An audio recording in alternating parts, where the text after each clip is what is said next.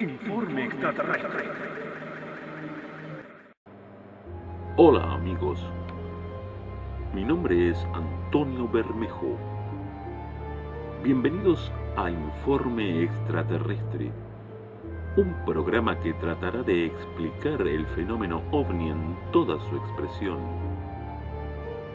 En nuestro primer capítulo emitiremos las investigaciones realizadas por Wendell Stevens y Lee Elders y su equipo sobre el caso más extraordinario de contacto extraterrestre. Billy Meier, un granjero suizo, tiene contacto con seres de las Pléyades desde los 5 años de edad.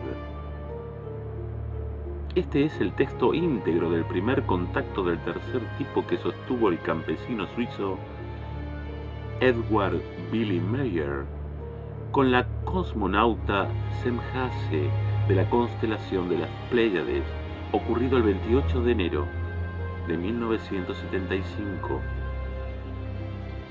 Esto es Informe Extraterrestre, Capítulo 1. El misterioso caso de Billy Meier.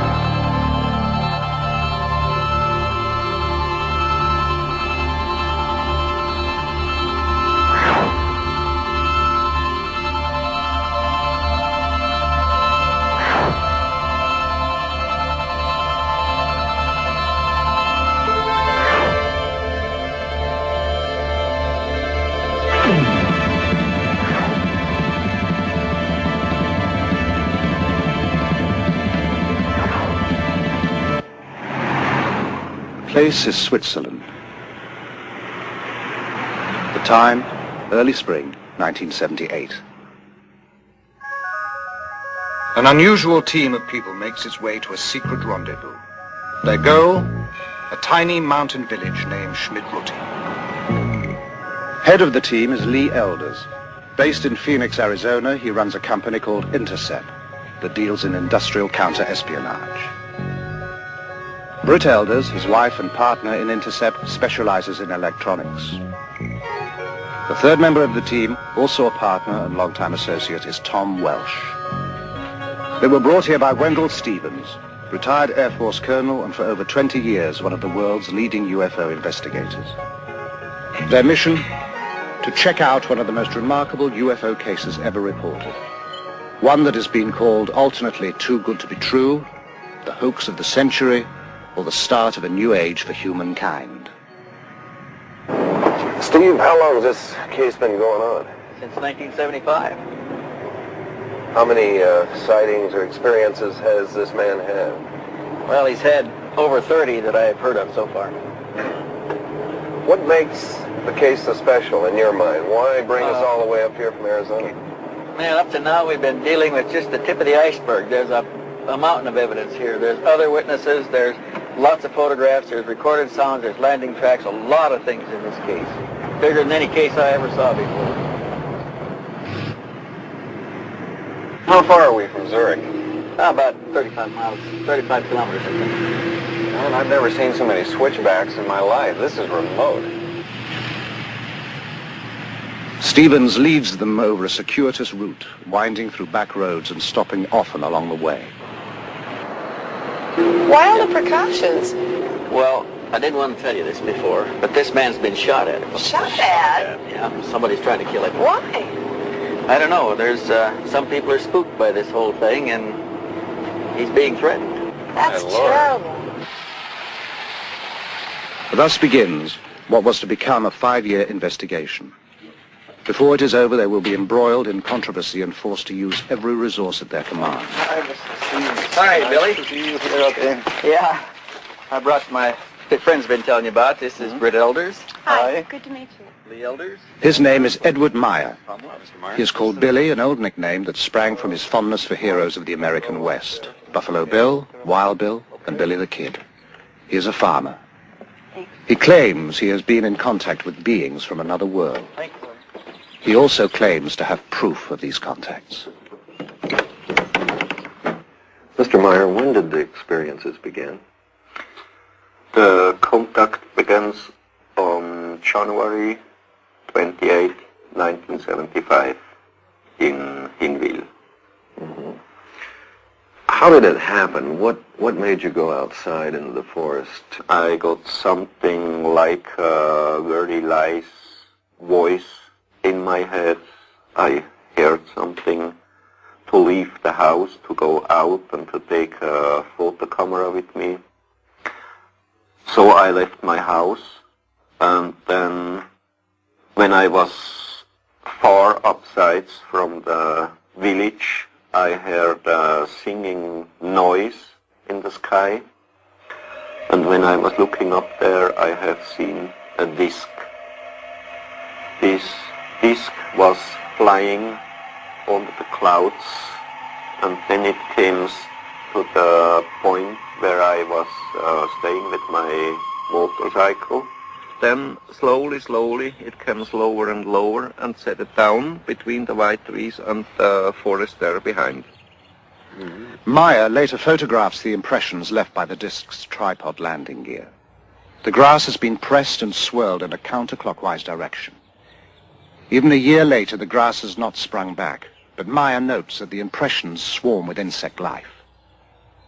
Then I have seen a person who came out of the disc. Person came out? Yeah. And when the person came out of the left side of the trees there, I have seen that it is a woman.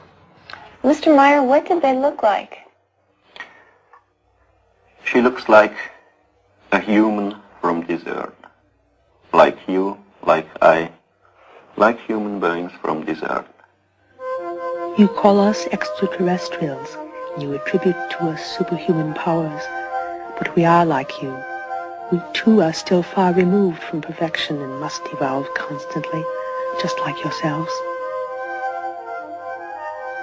After the first words, we turned and was going to this tree here. You walked over here? Yeah. How tall was she, Billy? It's about 1 meter and 70 centimeter. About like that? So a little bit about like my size. Ah. Yeah. And then she sits chest here and I here. Sit down. Ah. Then you sat here and talked to her? Yeah. Then we was talking here for about 1 hour or 1 hour and a quarter, something like that. Did she give you a name? What did you call her? Yeah, she told me her name is Semyase. Semyase. Yeah. Billy, what kind of feeling did you have sitting here under this tree with a woman who just landed in a spacecraft?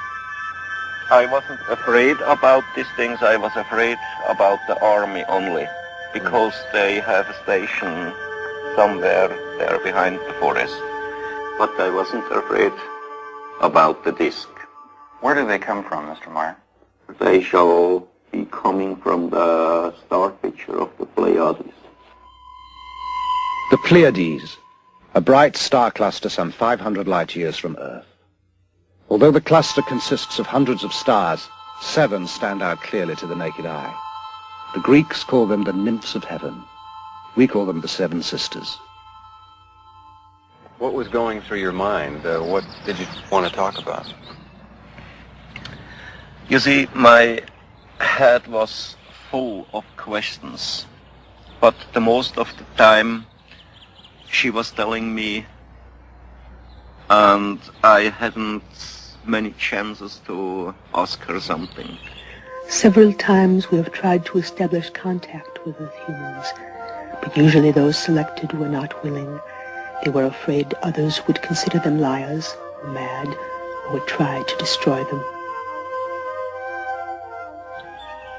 You see, the first she told me I shall get the most best pictures of UFOs, what's ever happened on Earth. And the second thing, I shall go out to tell the truth to the human on Earth, why they are coming to here, what reason they have, that they are coming to Earth not to harm us, not to make war, not to bring peace, just to bring a teaching. Why are they interested in us, a society thousands of years behind them in technological development? According to Meier, we share common ancestors. Their forefathers were our forefathers. We are, in a sense, family. This is the place, Bergerumlicum, where I took that picture. Show us how you took the picture, Billy. Meier takes the team to other contact sites and demonstrates how he operates his cameras. I have here a small wheel to turn the film, and I can get the picture. Where was the ship exactly when you took it that day? You see there is standing Wendell. Yes. It was about that place. Hovering above Wendell to some degree, right? Yeah. Uh-huh. You see, on this way I put on my camera. We're taking movies, right? Yeah. With a film camera on a tripod, Meier can shoot stills with his 35mm camera at the same time. And then I can start to film. Here I got the movie when was the ship hanging there up, and when it after was jumping by side. Jumped?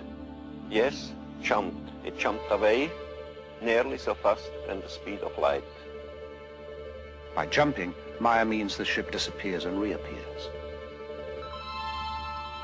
Each time I got electrical hit when the ship was jumping, and at later time they told me there shall be a very strong power field, electrical power field, and from that out I always got the electrical hit.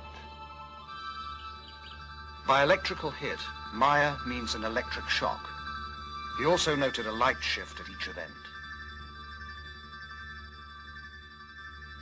Billy, how many sightings have you had here?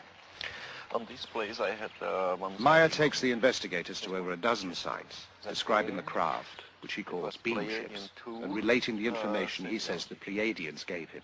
Are there any other groups coming here, Billy? How they told me there are each year about 22, 23 different civilizations. They comes to here to work here, study here, visit here. And other thing, there are, together with the Pleiadians, working here on Earth about 8 other groups. But they not belongs directly to the Pleiadian civilizations. But they work together with the Pleiadians. They work together with the Pleiadians. So there's an association of some kind between the Pleiadians and some others that are also... Yeah, exactly. Yeah. Well, how long have they been coming here? For the past 13,500 years about. 13,000? Yeah. And here we are on the place now where I got the movie picture. You see here, you see there the road, and on the middle of the distance to the road was the ship hanging in the air and bubbling in a very strong wind.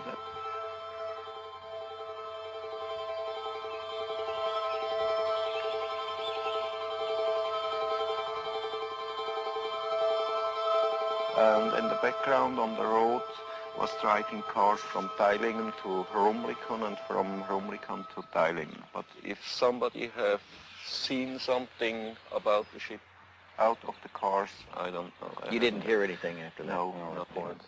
No. But there are other witnesses to some of the sightings. Ernst Keller-Müller lives down the mountain from the Meier farm. And what did you see from here, sir? Wat zijn ze gezien?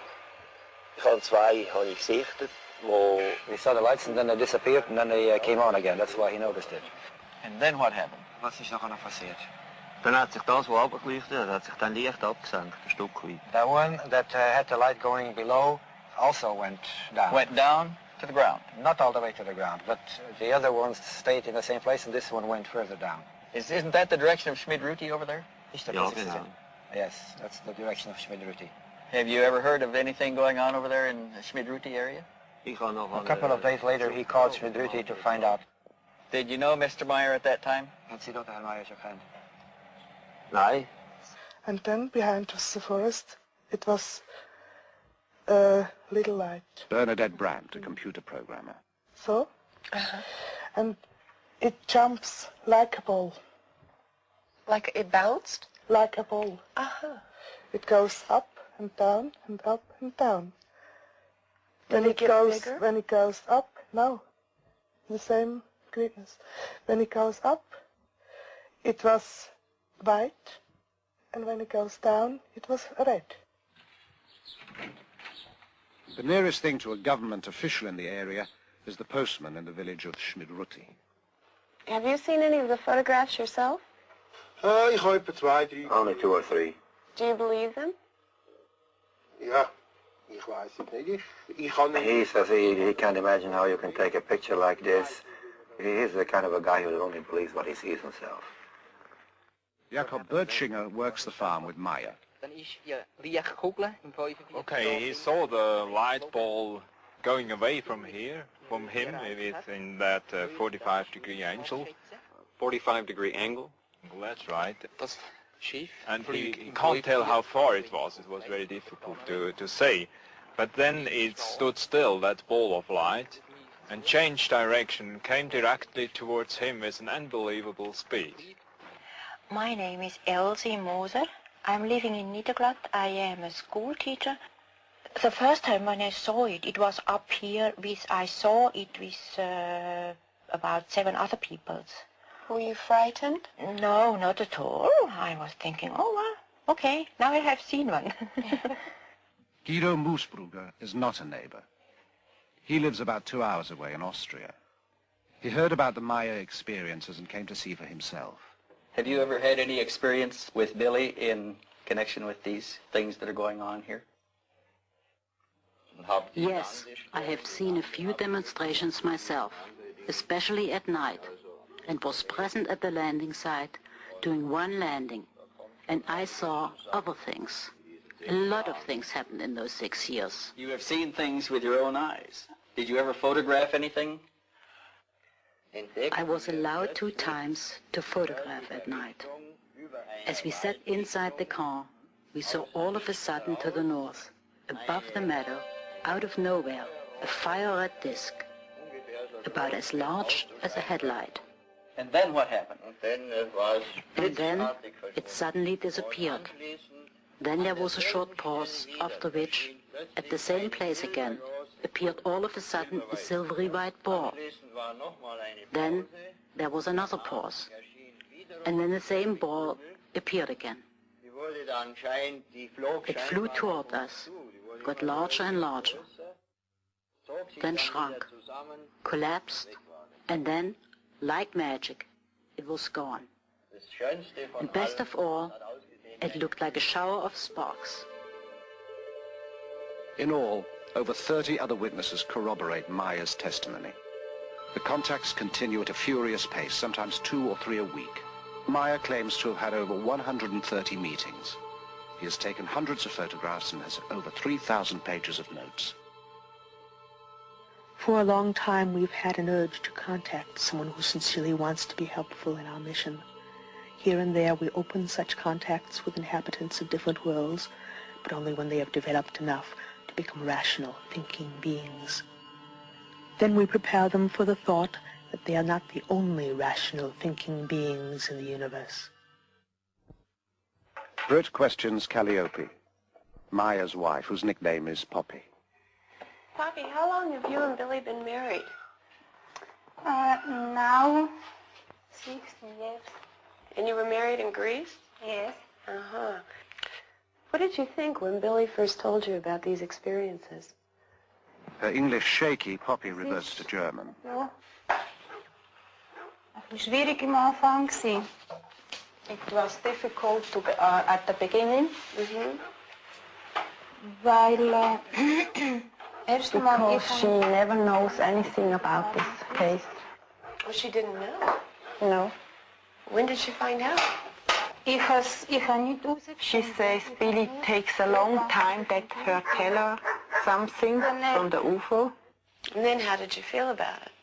Beunruhigt einerseits, weil And she was thinking why this happened all to me. Billy shows her every time the picture that he takes, and so she was knowing about from the picture from the UFO. But she was very critical about this case and asked him some questions about all this case, and it was very difficult for Bob. Were there times when you had just had it up to here and you couldn't take any more? She never was thinking to leaving this whole case, but she was crying and fighting against Billy and against the whole case. At one point, Poppy admits she was so fed up she burned half the photographs. Today the feeling is other because she knows very well about the whole case and things about the Pleiadians, and this is very important for her. Listen here.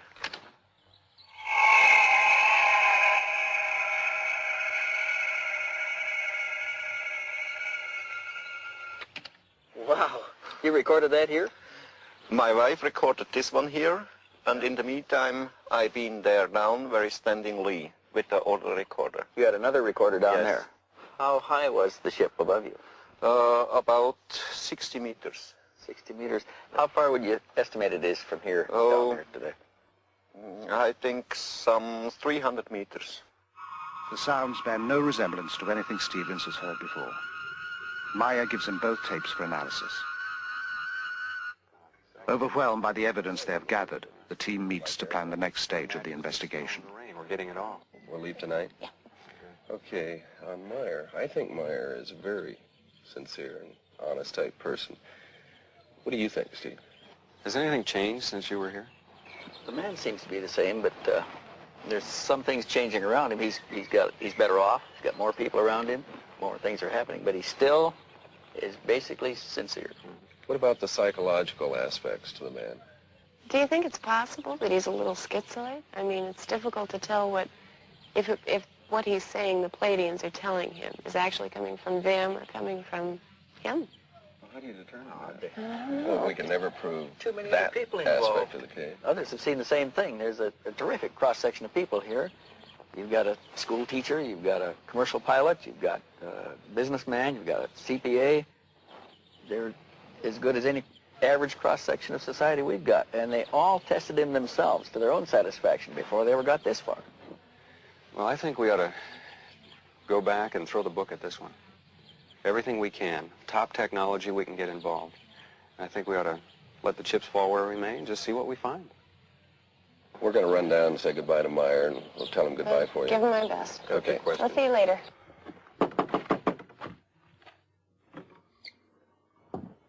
They've done what they can here.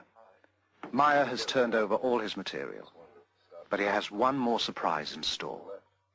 So we want to thank you for all your time and trouble. Oh, yeah. Okay, just a moment, wait. Hey? I have you something. Oh. Here. What's this? Metal samples. Metal samples? Yeah. Where did you get these? I got it from Symbiosis, and she brought them from Era. Are they extraterrestrial? Metal samples. The kind of hard evidence Stevens had hoped for.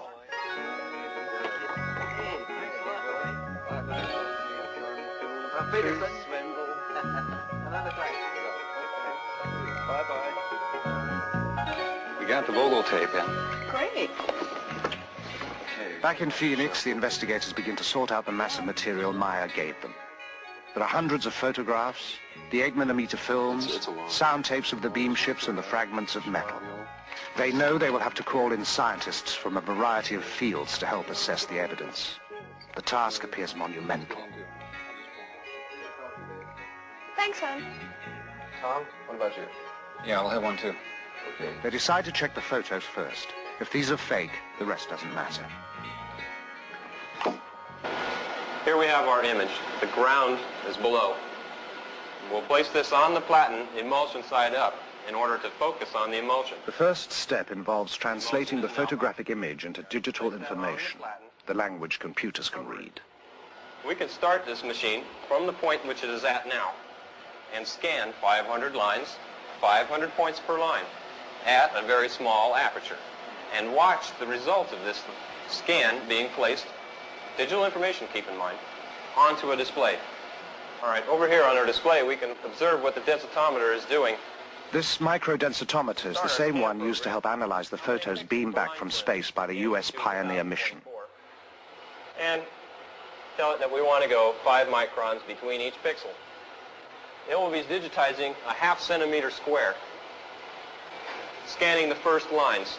The digital information will be sent on for an analysis that will take weeks to complete.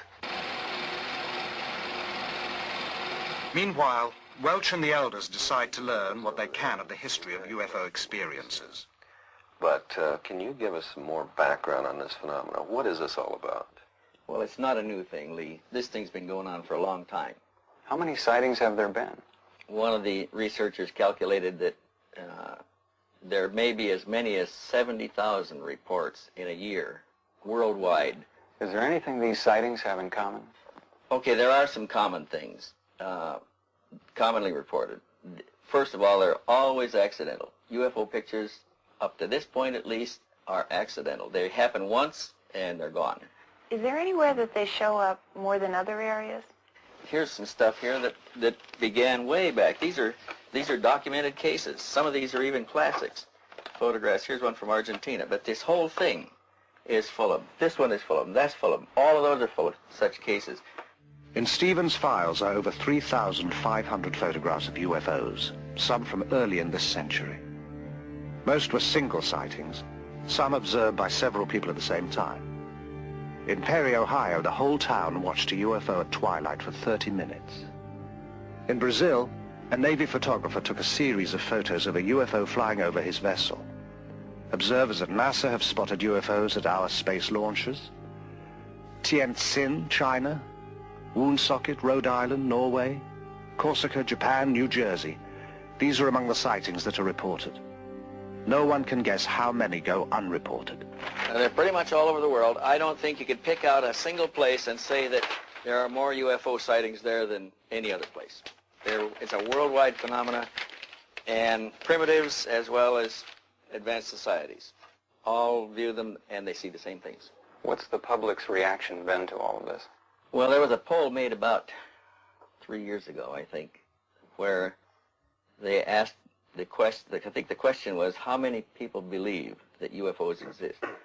And this has been a progressive thing. It's been growing. And the last one showed something like 65% of the American population believes that UFOs exist. Why don't they contact our national leaders and land someplace like on the White House lawn?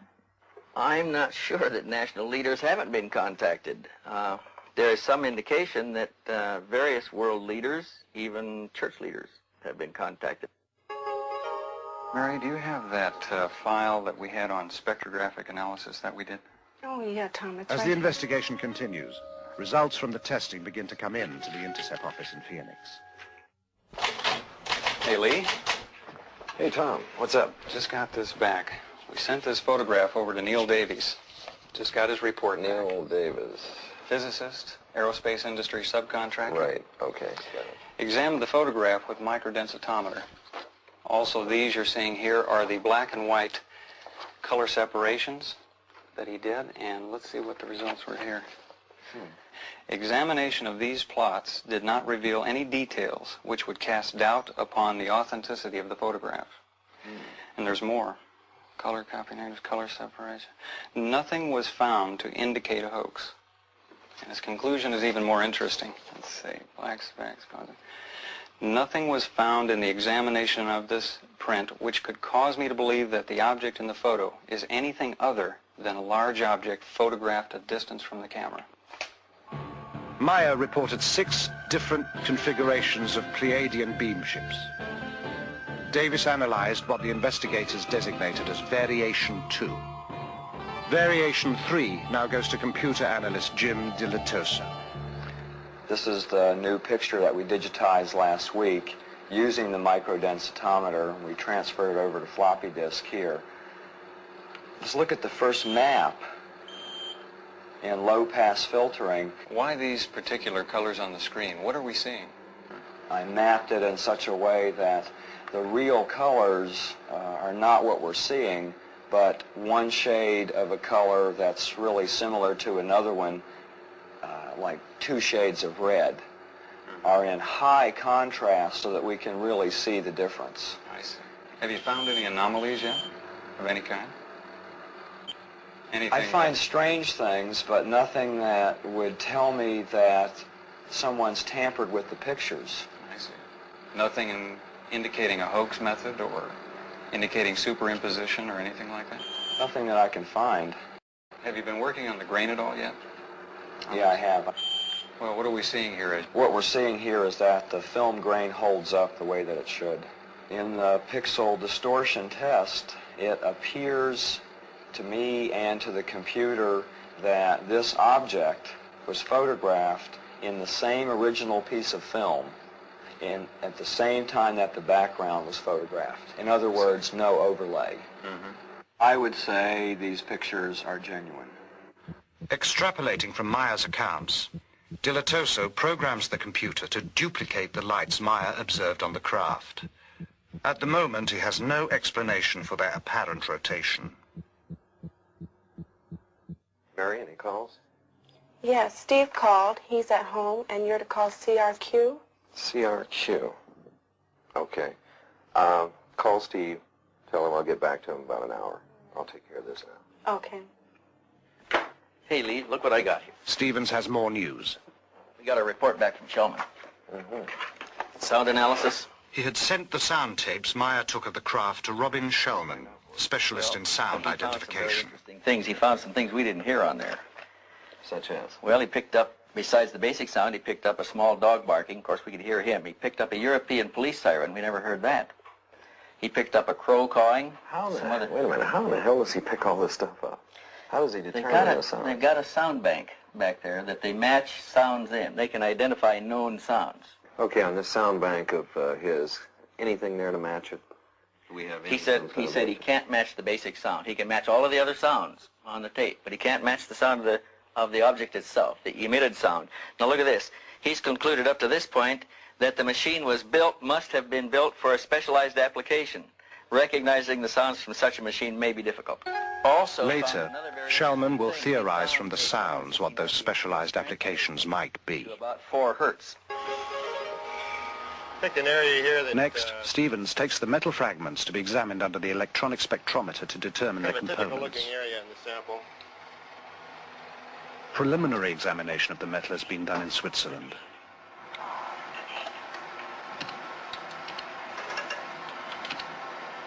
And we've got the little marker bars here that we can line up on each peak as they come up. This one indicates we have silver there. Over here, let's see. We've got some copper, small amount of copper. That looks like about all that's in here at the moment. The big band here is silver, though. The big one is silver. Later analysis of other fragments also reveals small amounts of thulium, a rare earth element that is difficult and costly to extract here. This is one of the... Because of the unusual nature of the findings, the fragments are given to chemist Marcel Vogel, an expert in crystalline structures and inventor of many substances used in computer components. The first specimen I looked at is a metal specimen, which I classified as F1. This is the appearance that it looked at, rather golden colored on one side, silvery colored here. we find that, in truth, it is silver and a small amount of copper. We look at it here, this same area here, under polarized light. What is unusual of this small specimen is both highly crystalline nature, and suddenly we come to a metal section as we see here, and it showed a combination of metals that I've not encountered in any normal bit of metallurgy, both crystalline deposits and metal.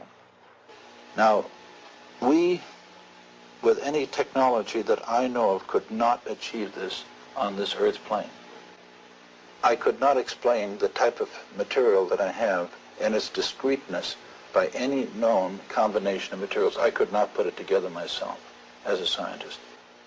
It's also a challenge because I showed it to one of my friends who was a metallurgist, and he shook his head. He said, I don't see how it can be put together. And we find that in this area there is evidence of machining, that there are striations which look like the sample has been worked mechanically.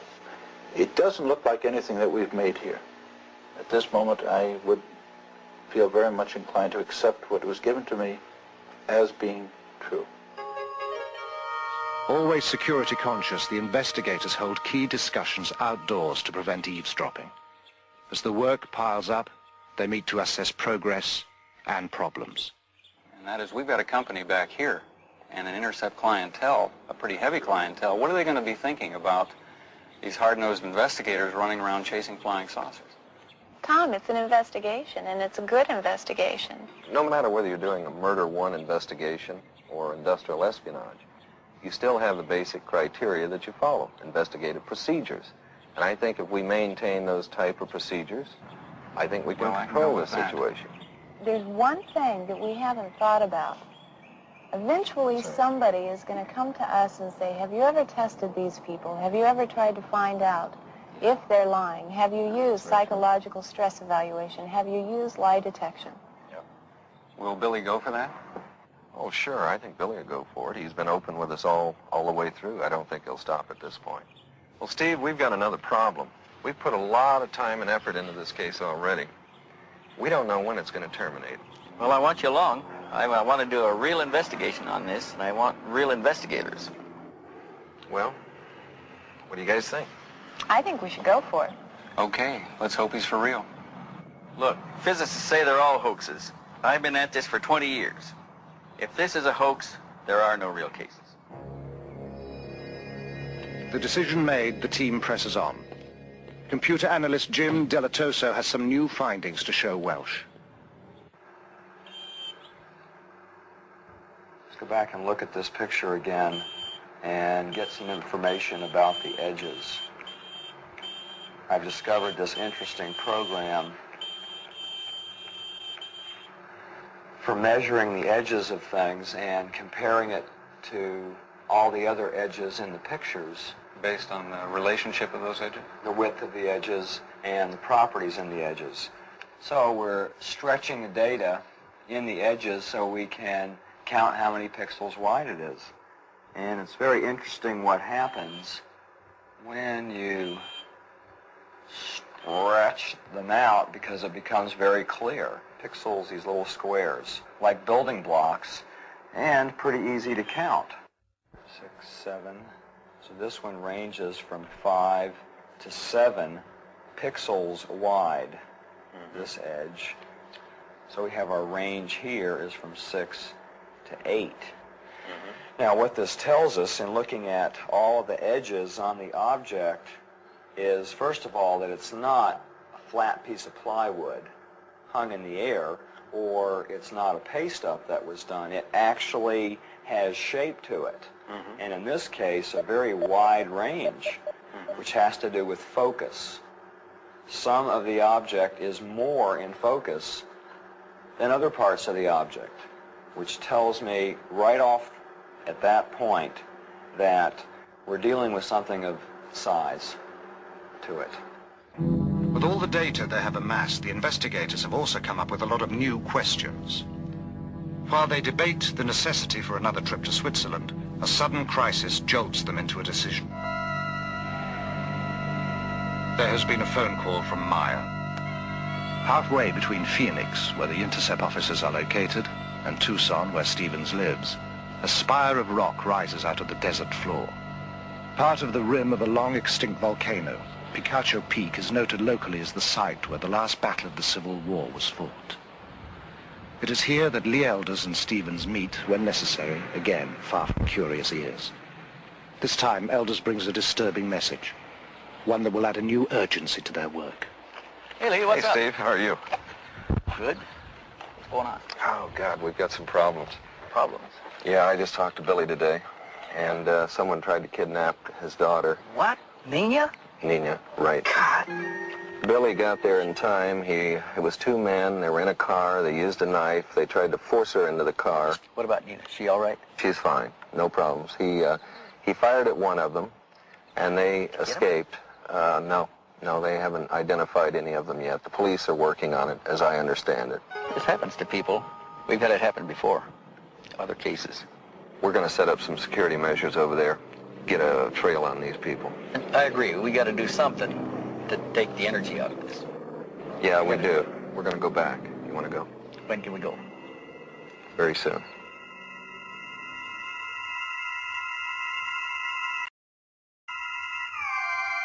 Hey, amigo, any phantoms up there? No, it looks pretty clean up here, but I want to check for third wire. In Switzerland, the investigators start their security sweep with the phones. No infinities. Everything looks all right. I tell you what, we better run a TDR up the hill, though. See if anything's hanging on the line. What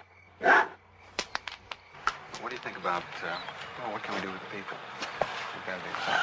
There's two things we've got to do with them. One is we've got to get them to change the patterns, primarily Billy. Change their movements, change their patterns. Second thing we've got to do is we'll have to indoctrinate them on security. Probably set up a night watch situation of some kind. Have enough weapons here where they carry weapon, flashlight, walkie-talkie? Carry the whole thing. Patrol the grounds at night. New additions to the farmyard since their last visit include a pair of peacocks whose raucous squawks make them as effective guards as the farm geese. There are new photos, too, and more film. In some, the beam ship hovers by a tree. Meier says they use trees as a kind of magnetic ground. Two or more ships in the same shot are almost unheard of in UFO photos. Meier has dozens of such pictures.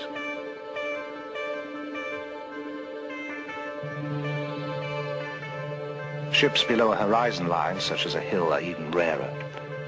In this photo, a Variation 2 ship controls a smaller unmanned drone ship, designated as Variation 5. In one demonstration, a Variation 3 ship exhibits a behavior Stevens has seen before. We have often reported a nipping flight. We also have a wobbling flight, where it wobbles around a vertical axis. The bobbing effect, Meier explains, is due to the ship riding the waves of the Earth's magnetic field, much as a boat on the ocean.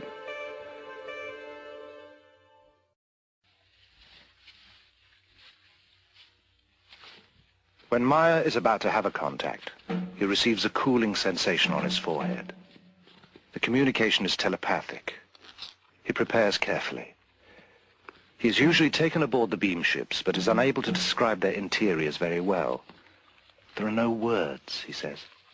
Apparently, they are totally unfamiliar. The gun is a precaution, due to the threats on his life. The hat is a favorite, one he picked up on his travels in the Middle East. The tattoo he received during a brief stint as a sailor. He dresses well because he can be gone for hours and the weather in these mountains changes constantly. The walkie-talkie is a necessity because he is often left far from where he parked the bike and must call to be picked up.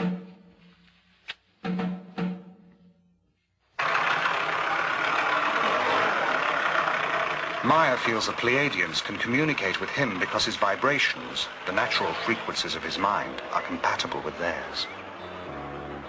each human on Earth and each human over the whole universe has different vibrations. The vibrations of human is made out of his thinking, and the vibration themselves, they are something like magnetic electrical waves, and they are turning from human to human, from planet to planet, and over the whole space of the universe.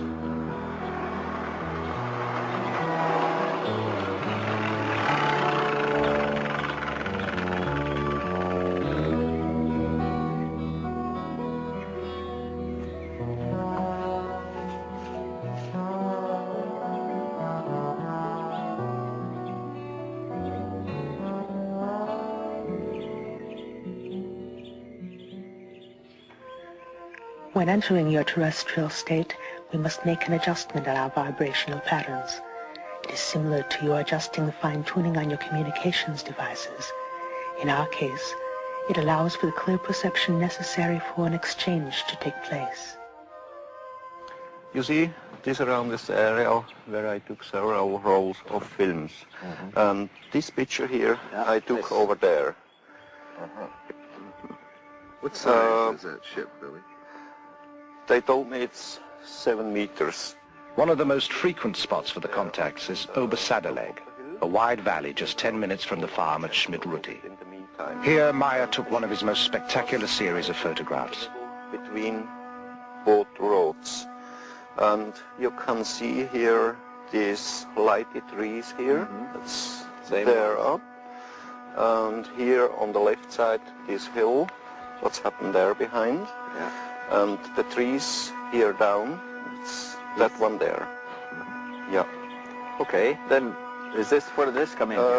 This picture I took there, if you go left side a little bit, here, if you go down, like this way here. The beam ship stayed in the area for almost 20 minutes, flying slowly, often skimming the treetops, sometimes just hovering in place. And the ship was a little behind them when I took this picture. And just now the trees are growing up in the last months. They are about 1.5 or 2 meter higher than at the time when I took this picture. Then where did it move? It left that place to the left side. Something like this. And then it was moving over there. You see here the small tree where it's happened there. And this one, that's that there. Did it come across in front of the trees like this? Yes, yes. And you can see there behind, left side of this one, this tree, the higher one there. Yeah. And after this picture I got the other one to that position there. Further over? Yeah. Wait a minute, I think we got another one in here now. Yeah. One in between there, right? I had to go back a little bit, there down, and from there I took the picture. That's the tree, there down, what you can see. The investigators are impressed by the vastness of the valley, the steep drops and the obvious difficulty of hanging models from anywhere to fake the pictures. The stunning clarity of the pictures and the accessibility of the site gives the investigators the chance to put the photos through another test. Billy, we're using this to measure distance. It's the latest in infrared measuring devices. It's actually a small computer. It's made by Wild Heerbrug here in Switzerland. And what we're trying to do here, Lee is up there with the reflector. And what this will do is send infrared light out and reflect out of that reflector back here. And this will rapidly tell us the distance and will also tell us how much higher or lower he is. That's about where he is standing, right there. That's right, the place, yes. Okay, we'll go to on systems. Yes, we've got 1,262 feet, 0.85. The precise measurements and photos are fed into the computer. The edges of known objects, such as the trees and the hills, are translated into pixels. Since these measurements are known, the number of pixels in the edge of the unknown object, the craft, gives its distance.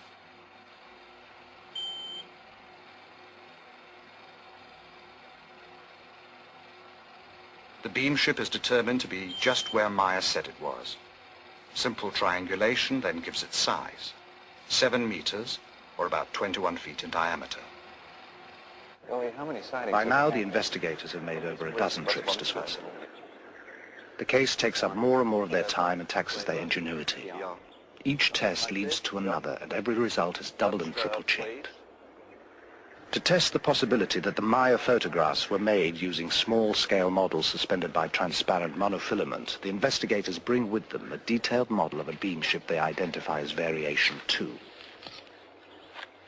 While Welsh flies the model on a hilltop above the farmhouse, Meier and Stevens snap several rolls of film. The camera Meier is using is the same one with which he took all the other pictures. The results are impressive. To the naked eye, some of the photos appear genuine. Those photographs, they're interesting. They look pretty good. Pretty good. I saw one difference in them, and that was that those models look white. They don't reflect that silver gleam like the pictures that Billy had. You want to look at the focus in them, Dave. Hi, guys. What's Hey, Tom. what are you talking about? The pictures. Oh, yeah. Some of them looked pretty bad, but some of them look pretty good. Pictures of the model are not all that good. In the pictures where he focused on the model, the horizon is out of focus. Where he focused on the horizon, the model is out. Well, not all of them, Steve. I mean, some of these photographs come out very, very good. We should put them in there for comparative testing under computer analysis. We've got to have that comparison. Frankly, this could be a scam. So when we look at models, there's a variety of things that are different than when we look at photographs of these objects. Load in some colors first. That object right there is solid. It's one solid color. There's very little contour in it compared to other objects that are in the photograph, like the trees and things that we have color mapped in the background to be high contrast colors. And I've blown them up so we can look at the edges as pixels. So we're going from the brown object to the horizon. It takes 2 pixels. I mean, you can count it with your finger. You don't even need a computer. Why is that important? What does it mean? There's no contour to the object. Remember when we looked at the other photographs that were taken by Meier, the width of the edges ranged from 4 to 9. Point of the story. This is a small model. It's easy to tell small models. We tested that fighter sequence, and that came out pretty good. We didn't find any strings in there. And when we got through blowing it up in the computer, we had the outline of the Mirage fighter, everything. The incident occurred at Schmarbühl. Meier claims the jet made 22 passes at the beam ship. Computer analysis using the information from a known object, the Mirage fighter, shows again that the beam ship is the size and distance Meier claims. What'd you find out from the base? You had some investigation going in They're that pretty area. tight here on military security, but they won't let us talk to the pilot. We did find somebody who claimed that he'd found a mechanic who worked in that squadron at that time, and there was an exercise going on, and an airplane did come back with the electrical system melted out. The fire control system had to change a lot of black boxes, get it operational again. What about Meier? What are we going to do with him? I think we ought to put it to him, you know. Let's go for the man, find out if he's telling the truth, and put the full court press on him.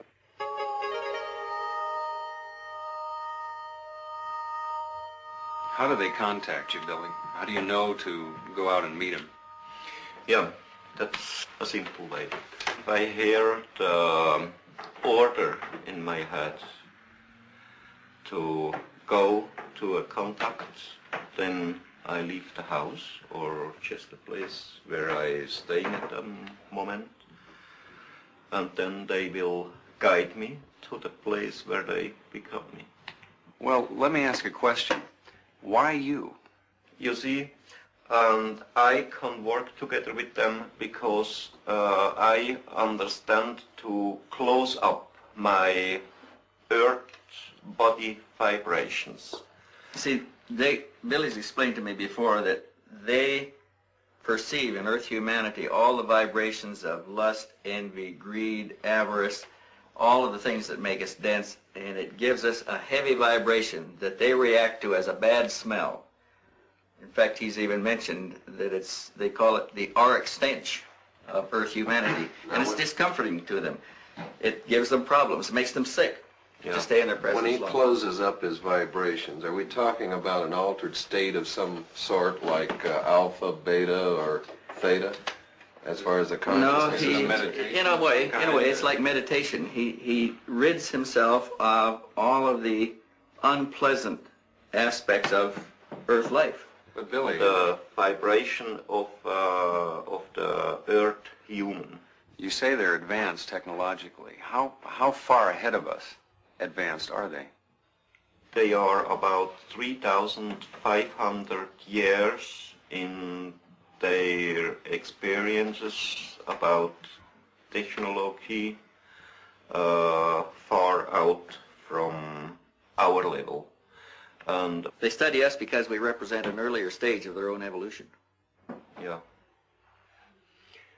You know, they had a war, they had trouble together, they was fighting together, and they needed a very, very long time to get peace under themselves.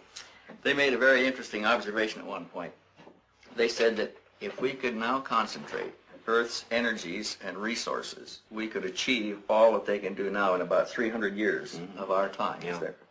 If you've been in the ship, why not photographs inside of the Pleiadians themselves? It's impossible to make it, because there are powers inside, they always break the film. He's taken a number of rolls of film, and when they're developed, they're usually black. If they've got anything, it's wavy lines through it. So you're I lose it so hundreds of films. Why are they here now, and what do they want? You see, they don't come here to harm us. They don't come to start trouble here or war or to overtake the earth in their ruling. They just see us here as their little brothers or something like that. And they want to bring real teaching of the natural life and of the spiritual belonging, spiritual teaching, spiritual life, and all this. But they must want something from us. They just want nothing. Nothing. You see, for the human on Earth, it's impossible to believe this, but that's really the truth. They just want nothing from the humans on Earth. The session goes on for hours. To every question, Meier has an answer. The investigators are unable to shake him or to find flaws in his story. In Phoenix, Dilatoso comes up with a startling new discovery. We're getting into a really interesting area in these pictures. We don't really have to test every picture anymore to see if it's a real picture or not. We can't find anything that tells us it's a hoax, so let's start looking for things that are interesting from picture to picture. Look at the color here. It seems to contour to the shape of the craft. Have you seen this in a lot of the other photographs? In the Meier case. Look at the bottom here.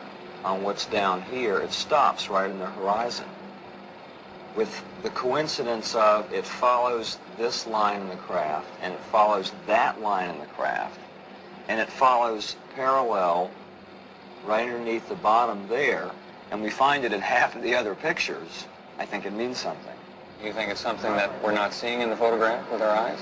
We get some kind of an aura, whether it's infrared, thermal energy, as yet I don't know. I think that craft is putting out a force field. The team had shown the Meier material to a variety of experts in an attempt to learn if any of it could be duplicated. They estimated it would require expertise in at least a dozen different fields, including metallurgy, astronomy, ancient history, and psychology. The panel concluded it would take over 10,000 man-hours and cost in excess of $1 million to duplicate the evidence Meier has. At that, the computer could still spot any fabrication.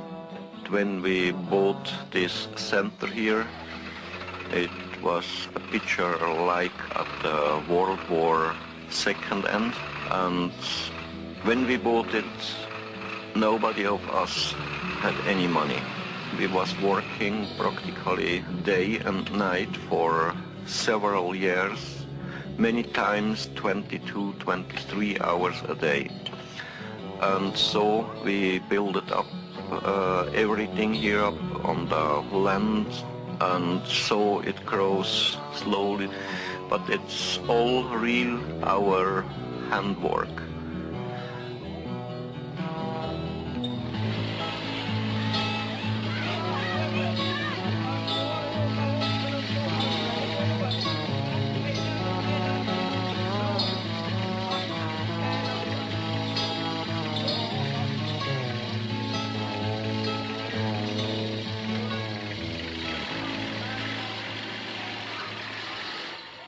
This is a psychological stress evaluation test, better known as PSE.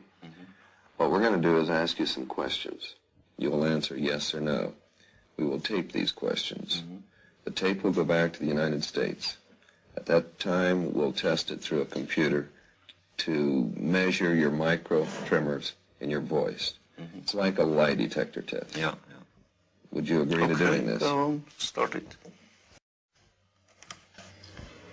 Okay, first question. Is your name Edward Meier? Yes. Could you speak a little louder, please? Yes. Are you wearing a shirt? Yes. Do you live in Switzerland? Yes. Have you taken photographs of Pleiadian spacecraft? Yes. Do you ride your moped? Yes. Do you receive your mail at Schmidrudi? Yes. Did you fake the photographs taken at Ober-Sadeleg with a model suspended, wait till the answer, or wait till the question is finished, suspended by a string? No. Let's do that one more time, okay? Wait till I finish. Do you live in Switzerland? Yes. The tape is taken back to be analyzed by Bob Phelan, a former criminal investigator with the Sheriff's Department of Colorado and a specialist in lie detection. Was also a yes answer. Number 3, do you live in Switzerland? Yes, he lives in Switzerland. There's enough stress here to indicate that probably isn't where he prefers to live, or he's lived someplace else. Question 4 was the first relevant question you asked him, is have you taken the photographs of spacecraft? His answer was yes. He's being extremely forceful, though not deceptive. And my opinion on that particular question is that he's being as truthful as possible. Number 7 was the second relevant question you asked him, and he answered right on top of the question. And the person asking the question had asked him to answer the question again, and then he asked the question again.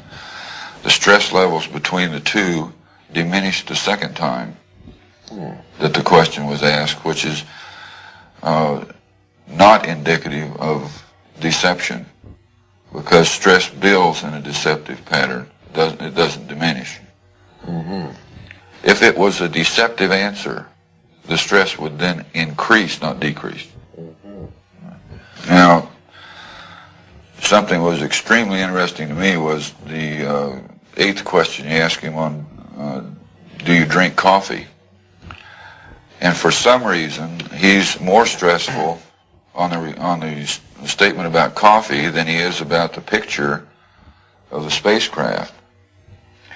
Yeah, that makes sense, because about 3 days before we tested Meier, he promised his wife he'd stop drinking coffee, but we noticed he'd been sneaking a few occasionally. Okay, that could probably be the account for it then. Phelan reviews the tape several times. He could find no evidence of deception in the statements about Meier's experiences.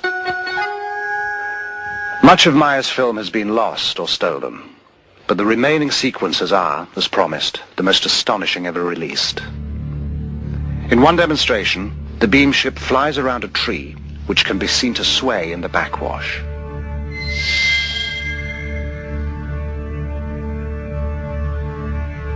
Once again, in slow motion.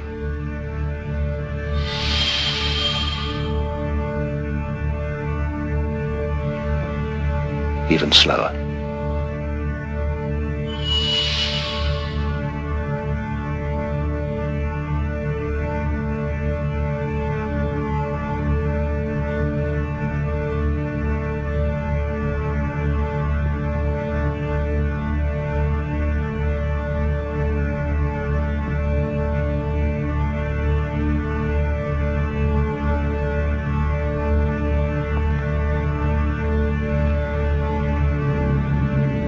Later, Semyasi brings a new beam ship to pose for Meier's cameras. A variation quite unlike anything he has seen before.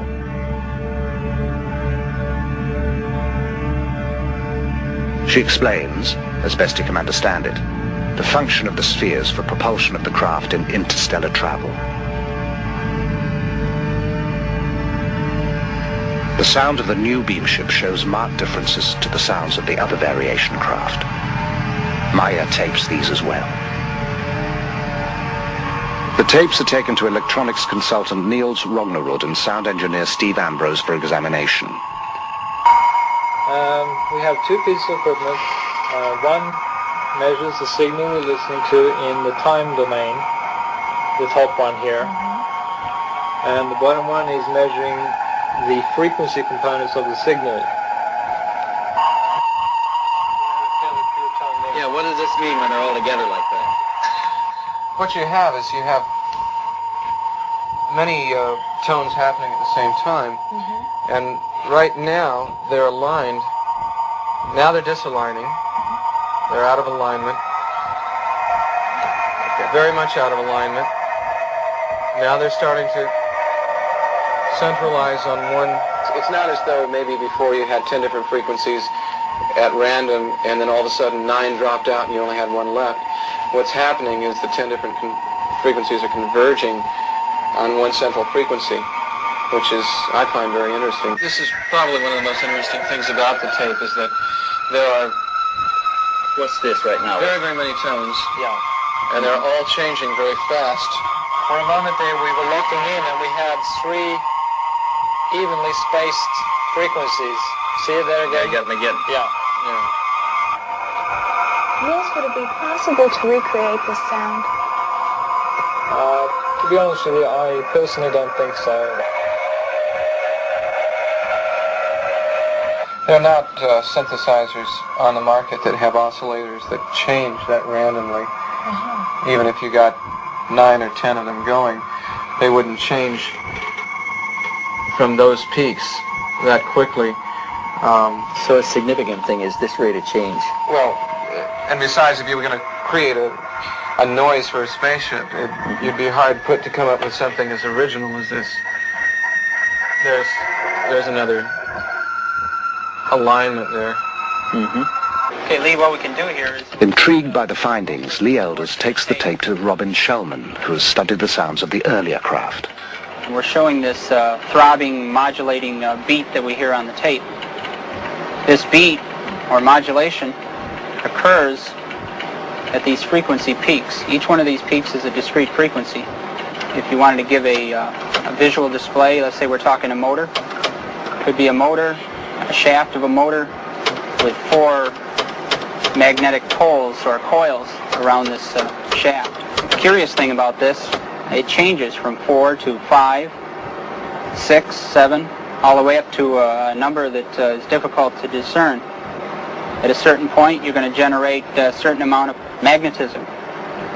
And then later on, you want a stronger field. Well, you're going to select 8 fields. All right, now you're going to hear 8 pulses on the tape. And then later on, you want a stronger field. You can select 16, 32. Is there anything unusual about this?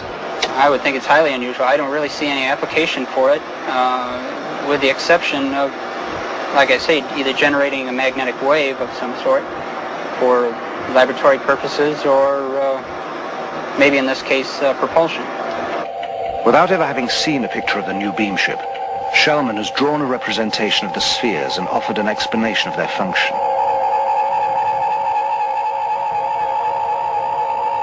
The tapes hold still another surprise. And also, another interesting point to note here is we have a steady, there seems to be a steady pattern all throughout all of this random signal. It seems to be a level change very steadily in around 5 to 10 cycles per second, which happens to be in the area of the natural magnetic resonance of Earth, also called the Schumann resonance. Is that significant in any way? It could be. It's just interesting to note the correlation there. The peculiar correlation is something strange. I mean, why would the correlation be there? Yeah. You can see it on the oscilloscope. Meier says the beam ships can ride the magnetic field of the Earth. Rognerud's findings seem to bear this out. Going back to computer models of previous beam ships, simulation of the revolving lights reveals a kind of pulsing that matches the varying frequencies. Analyst Jim Delatoso is convinced that the sound and light frequencies are related.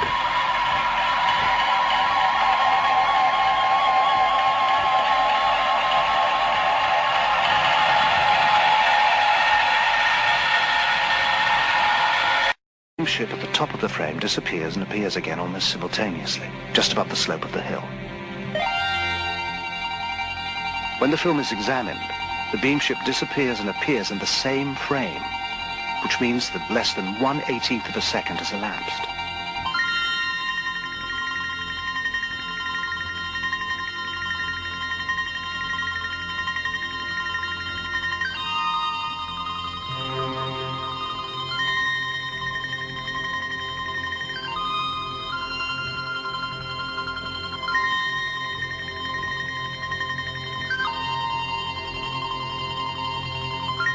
In order to complete their background research, the elders visit Scotland to talk with John McVeigh, a member of the Royal Society of Astronomers, and a published authority on the structure of the universe and the possibility of interstellar travel.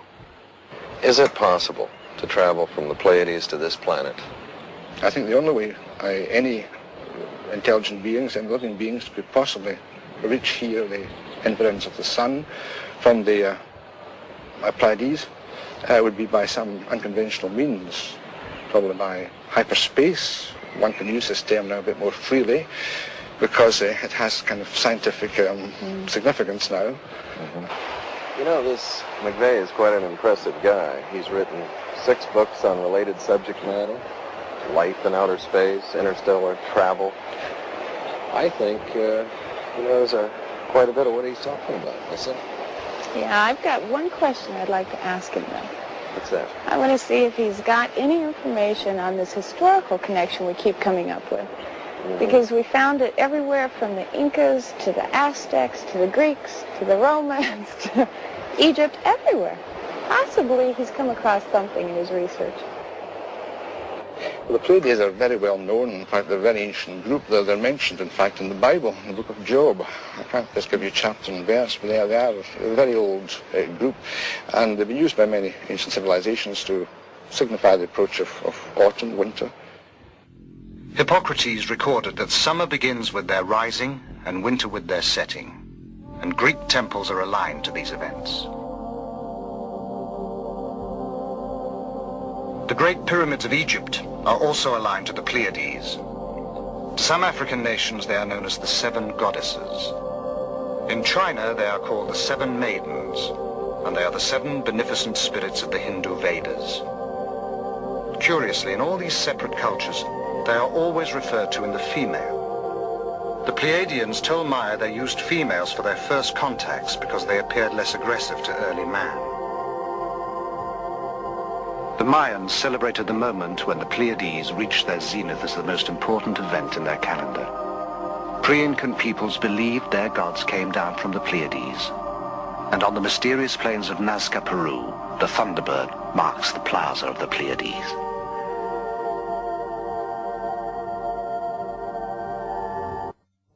In other cultures, the cluster is regarded as the place of God's house, the center of heaven. The law of American Indian tribes is full of the Pleiades, which, according to some, stand at the gates of heaven, Historian John M. Hula, a Kiowa Indian, relates one story that survives to this day. It is tied to Devil's Tower in Wyoming. This mountain here, Kiowas lived in this area, and we call it the Old Tie. Kiowas camped through here, winter camp. And these children were playing. And they were running along this ledge over here.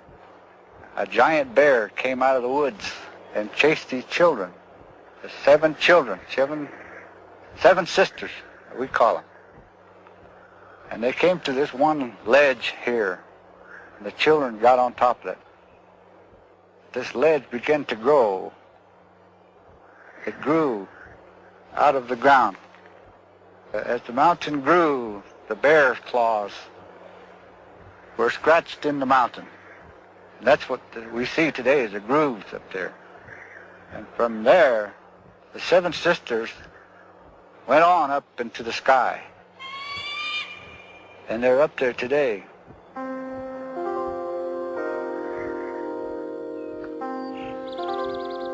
The Pleiadians today, they wasn't created and born on the Pleiadian planets. They came out of the planets of the system Lyra and Vega. But too, they was not created there because their forebears came from some other planets and other galaxy somewhere into space. Those space travelers who were the ancestors of Earth races came from star systems differing from yours in many respects. When these ancestors came to your planet too, there were already humans developing here. Since in the universe there exist many different colored peoples, races developed here that were able to adapt to the conditions in different parts of Earth. We can see also we not are the baddest races in the universe. How many sects go to tell and to say that the most bad thing what's happened over all the universe shall be the human being on Earth. It isn't true. There is trouble here and there is trouble somewhere else into the space on other planets too. There remain only a few questions to clear up, but one of them has perhaps the most bearing on the Meier case. If his story is true, how did those beings accomplish a journey of such staggering distances? The investigators put the question to Alan Holt, an astrophysicist who works with the US space program, and David Froning, a specialist in spacecraft design for that program. Gentlemen, is faster than light travel possible today in our technology, or is this still just theory? There have been physicists that have been so bold and brave as to actually postulate the existence of particles that travel faster than the speed of light. And they have called these entities tachyons. And they have shown that the existence of such faster than light entities may not violate known laws of physics. I've worked on a kind of a field theory approach, which is basically an extension. I like to view it as an extension of Einstein's last work on a unified field theory. I really think that everything is pointing to a breakthrough that will make possible faster than light travel. Now, not all physicists will agree with that. How would it work? So I've represented here hyperspace currents by these blue and red lines. Down in here would be space and time. So space and time is what we're aware of and what we deal with in everyday life. But there could exist a higher dimensional space, a hyperspace, that we can interact with by certain configurations of electromagnetic energy patterns. So the concept here would be you start out with a certain pattern. Generally, you're tied in with the Earth's gravitational field and its hyperspace currents, but there's a low connection with perhaps a distant star. As you change the pattern, the connection with the Earth's gravitational field and its hyperspace currents decreases, and the connection with the distant stars pattern increases. And so in effect, you're being pushed away from the Earth's gravitational field and pulled in to a gravitational field of a distant star. I had some artists do some work here showing a spacecraft leaving our solar system and going out of space and time. This red line represents the division between space and time and hyperspace. And the spacecraft, based on the propulsion concept I proposed, would use a field resonance effect to effectively jump into hyperspace, disappearing from space and time in our solar system, and then reappearing at a distant star. Mr. Froding, you showed me a diagram that you had worked up that's very similar to this, that describes a hyperspace leap in some fashion also.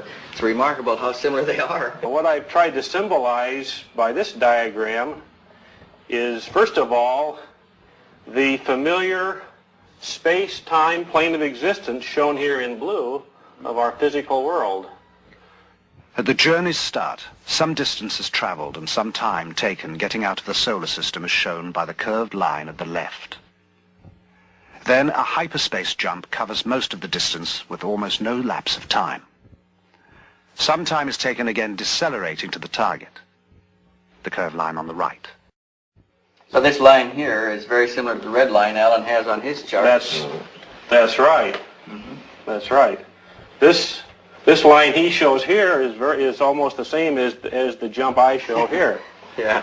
What shape would such ships have to be to make such a trip? I initially came up with this design, with a central circular symmetrical shape. This top figure shows a field resonance system in its space-time jump mode, where it initially rises up to a certain point, and as it rises up, as the pattern gets closer to the resonance point, the colors can change, showing a higher energy flow. And you do get an effect in this concept that is very similar to what is observed in some UFO sightings. Okay. Dave, concerning the Pleiades, they're about 500 light years away from our planet.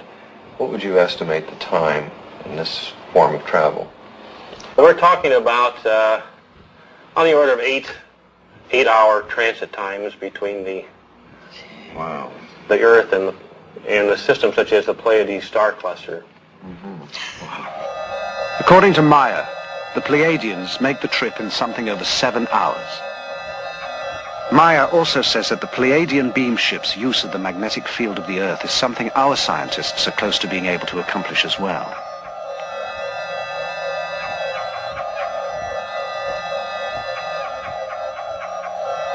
Using this information, the computer is able to project from one series of Meier photographs the flight path of the beam ships in the Earth's magnetic field.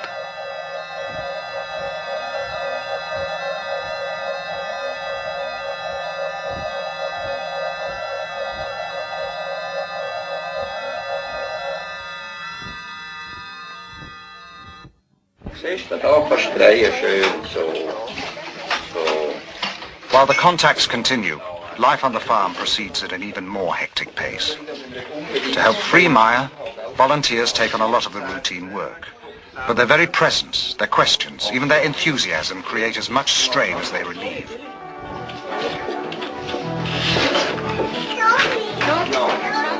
The last 20 or 30 years there was many people who have seen UFOs. There are many people around the world who likes sensation only. Other one who are doing hoax to get money, maybe to get a name. But there are really many contacts and many people who have seen UFOs. Between his work for the Pleiadians and the demand for his attention on the farm, Meier finds little respite. For moments of precious solitude, he retreats to the land he knows. Above everything stands one force alone. We call it the creation. It regulates the laws over all, the life and death of everything in the universe. because it is everything in the universe. Real spirituality comes from the understanding of the laws of nature, the natural working of cause and effect, each contributing to and sharing with all. When you indulge in ritual and ceremony, real spirit pines away until it is gone. A spiritually developed being acknowledges creation in all things, from the largest to the smallest. Following this way, fears and doubts vanish like rain before the sun. The story is by now a sensation in the European press. Every major magazine features Meier and his photos. Television coverage from as far away as Japan spreads the message to a public hungry for even more information. The quiet farm is suddenly a mecca, inundated with visitors eager to meet Meier, see the photos, hear his experiences firsthand. Agapula, ta med exo. Haata ma in exo, mi laime optis.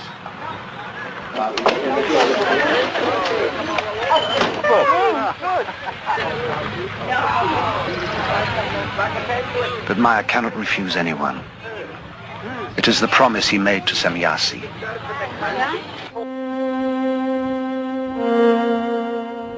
You have whole organizations which investigate our beam ships, but they have little material which is really authentic. However, the authorities already know much about our existence, but they continue to deny the fact of our existence, or even the fact of their research. They want only to rule the cosmos, but they are not even able to create on Earth peace among themselves.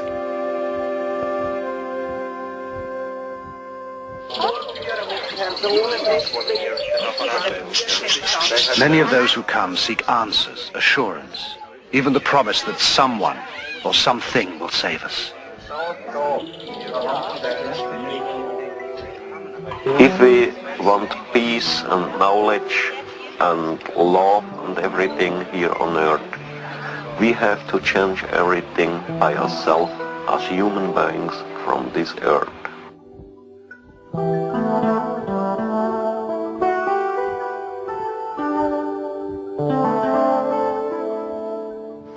And you are... Despite a severe language barrier on both sides, Britt Elders has grown close to the Meier children.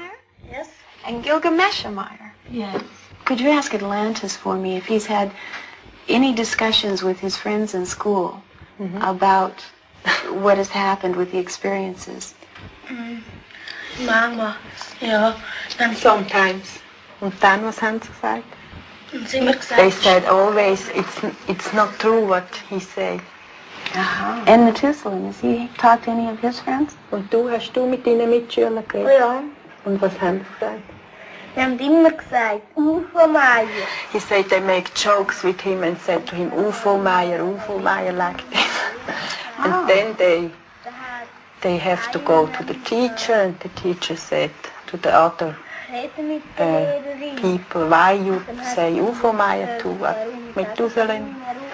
And so they are quiet now.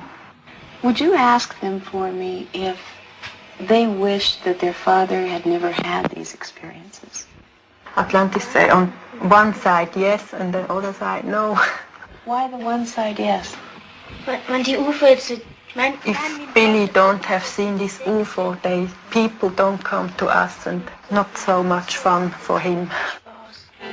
Not so much fun for him. It is especially hard on the children. With the publicity, security measures have tightened up. The children are taken to and from school, and their activities around the farm restricted. Most vestiges of a normal life have disappeared. But when a threat does appear, it is not from assassins or kidnappers, but a wholly unexpected source.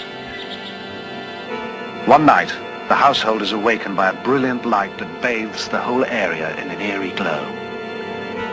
Meier, disturbed because he has had no telepathic indications, grabs his gun and his camera. The light changes shape and intensity. It moves out over the valley, illuminating the valley floor, rising and falling until dawn, then disappears.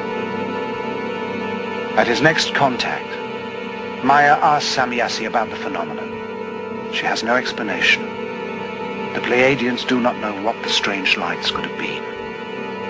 Meier is shaken. You know, everything is going on more and more difficult. I get trouble. I get trouble here in Schmidrütti. I get trouble with the government, with the people around, and I can understand this, Billy. It's not unique. Anybody that has an experience runs into problems. But the experience is unique. You've got to keep going here. That's true. But, you know, there come some people here from the morning to the evening. Too many of them. All of them want to talk with me. I get trouble with them because I say no. There is some other people who likes to kill me, who likes to kidnap the children. I know it's got to be very hard on you, Billy, but you've got to go on. Yeah, that's to say very easy for you, now, but not for me. I put a lot of time in this. We've taken your pictures back, we've tested them, we've tested the metal, we've tested the sounds. They all test good. You've got the best evidence that we have in any case, and I've been at this for 20 years. Yeah. And we can't stop. And what you find out, all of it? Is it not true, or is it... Well, we're finding evidence that tends to support the case. It looks like it's really happening. Now, you have your own truth, and you know what's happening, but we've got to demonstrate this to ourselves and to the rest of the people. Please give it some serious thought. I need you. Yeah, that's true, but just now I don't know what I shall do, you know. I'm down, my nerves are playing crazy. My mind slowly is turning over. I have to think over about it. Please give it some serious thought, Billy. We can't stop now. We don't have any other way to go. I think the world needs to know. I think you feel the world needs to know, but you just don't want to be the one. Somebody has to be. I know, but I have to think over about it. I don't know. Just now, I don't know.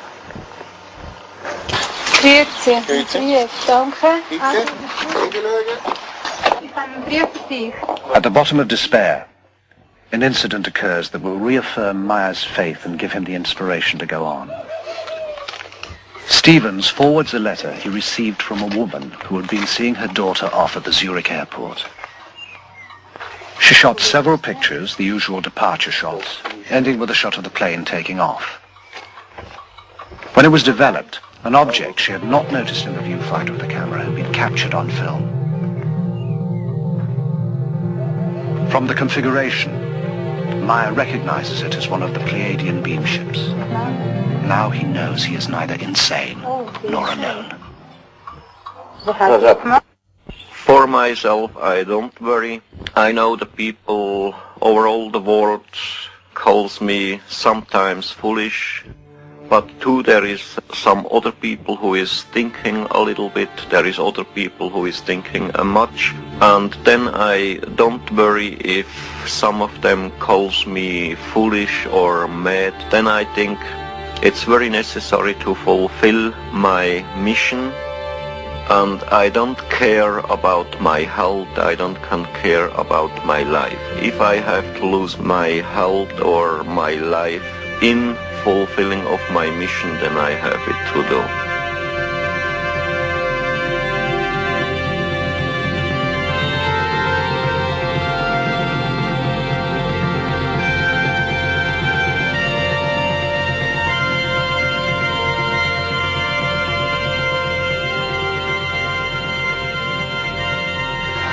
What you thinking, babe?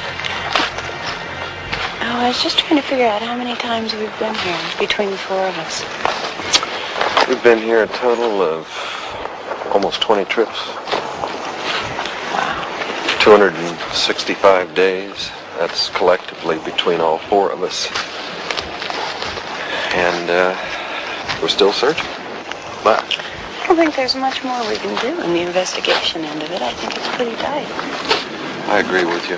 I think we've reached our limit as far as an investigation is concerned. I think maybe now what we should think about doing is telling other people what we've done in the investigation and what we've found. Try to take some of the stigma off of it. I think we should talk about it and let everybody make their own decisions. Yeah. Ready to go home? Just about. Okay, wir sind heute also zusammengekommen, weil ich Bericht bekommen habe vom Lee. The investigators are anxious to release their findings. Meier realizes this will expose the group at the farm to even greater pressures. He puts the issue to them, emphasizing that with wider publicity they can expect even further disruptions in their lives. But the others too feel it is time. They will do what they can.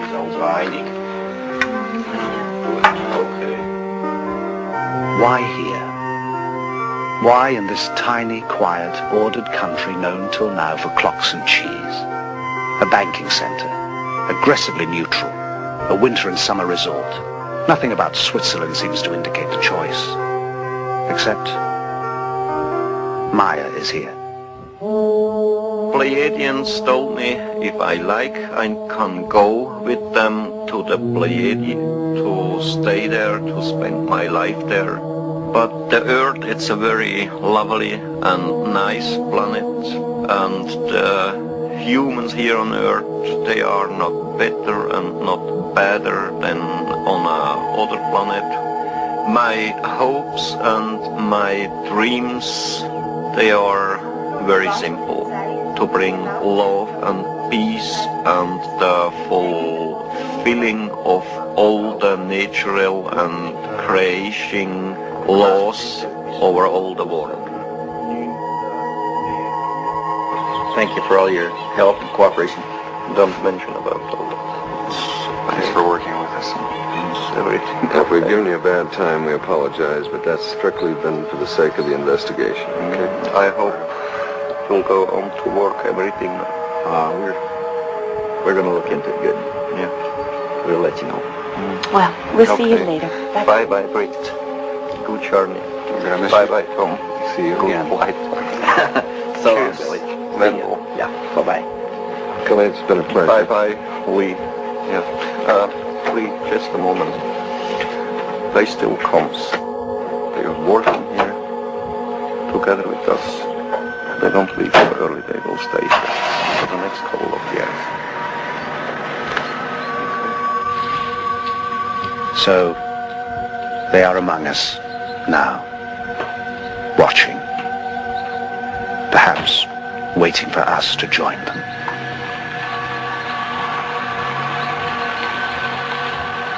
We are not superior beings, nor are we missionaries, but we feel duty-bound to the humans of Earth to tell them the only thing limiting the progress of the Earth human is the Earth human himself.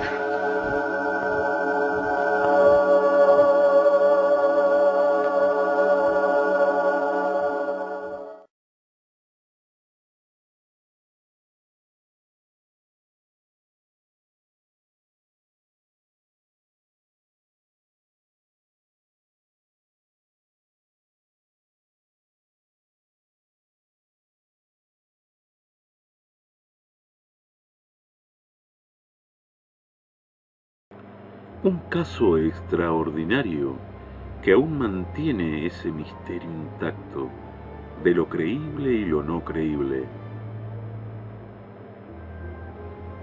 Espero que les haya gustado el primer capítulo. Muy pronto, Informe Extraterrestre, capítulo 2, Reptilianos entre nosotros. Gracias. Que tengan ustedes muy buenas noches. Esto fue Informe Extraterrestre.